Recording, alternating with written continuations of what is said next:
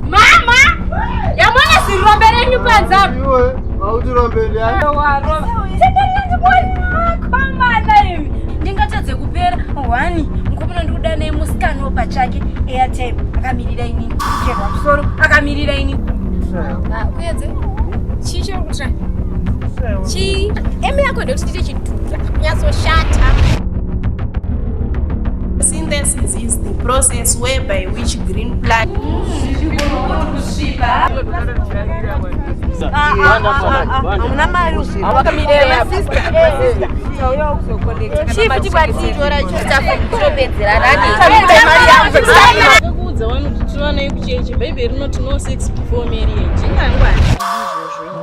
Buda ndite semanangere ndisvikire pakukomba. Tunasikana tuana tuchikoro. Totoda tutravel. Hapana sana. Uchingopa munhu anobva afenda mfano. Plus afenda unogona 800 meters. 1 round, 2 round, 3 round. Yes sir. Tindo akatondirei pachete lavu maonera angu.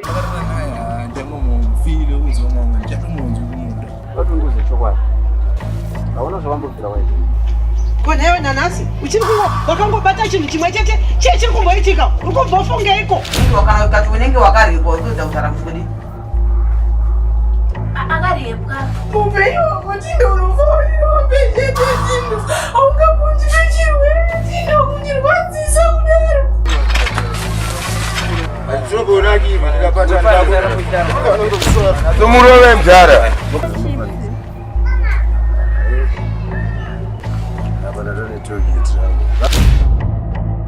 Ndati mfano wangu ndine nkandure nhasi, nkandure. Amusike muchinditira dzungu pana pa. Ayi, tonokuta dzungu batola kuita hora. apana mupende apana nokatokonekwa Mfano wangu ndatengeserwa fake DPH. Aro. Kuda sha, namuona hapa sha.